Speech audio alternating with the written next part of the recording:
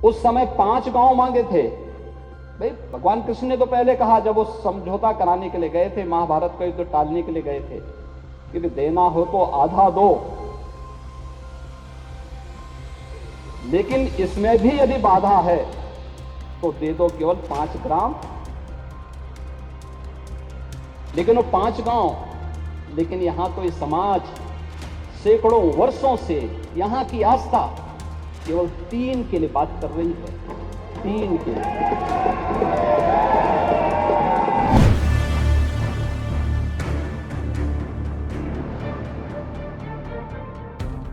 लोकसभा चुनाव से पहले देश के सबसे बड़े सूबे में राजनीतिक पारा उफान पर है।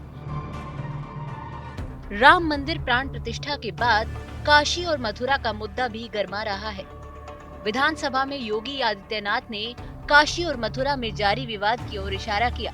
किसी का नाम लिए बगैर योगी ने कहा कि पांडवों ने कौरवों से सिर्फ 5 गांव मांगे थे, लेकिन सैकड़ों सालों से यहाँ की आस्था केवल अयोध्या, काशी और मथुरा की बात कर रही है।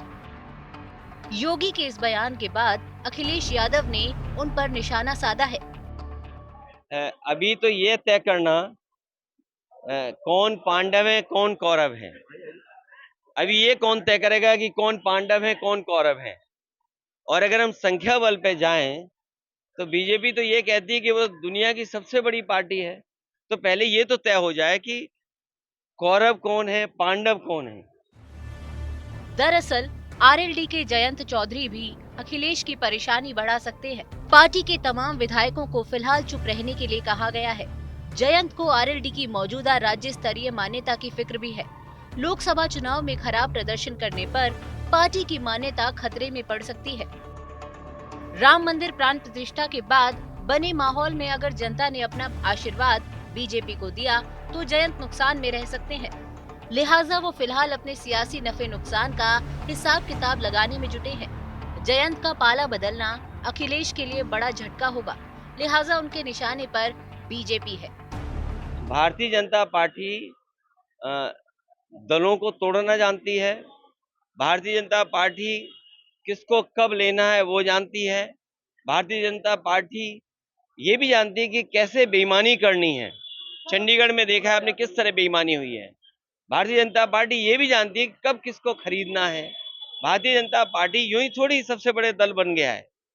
वो जानते हैं कि कब किसको कैसे क्या करना है, किसके पास ईडी भेजना है, किसके पास सीबीआई भेजनी है, किसके पास आईटी इनकम टैक्स का छापा मारना है और किस पत्रकार का कब मुंह बंद करना है।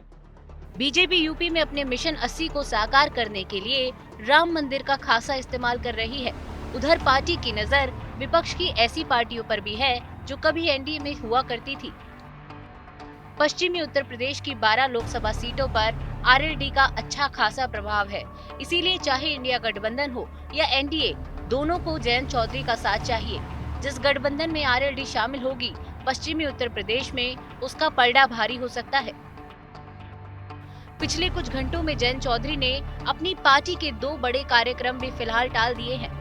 माना जा रहा है कि ये उनके बदलते रुख का संकेत हो सकता है। ऐसे में अखिलेश यादव की बेचैनी बढ़ना लाजमी है। चुनाव आज तक।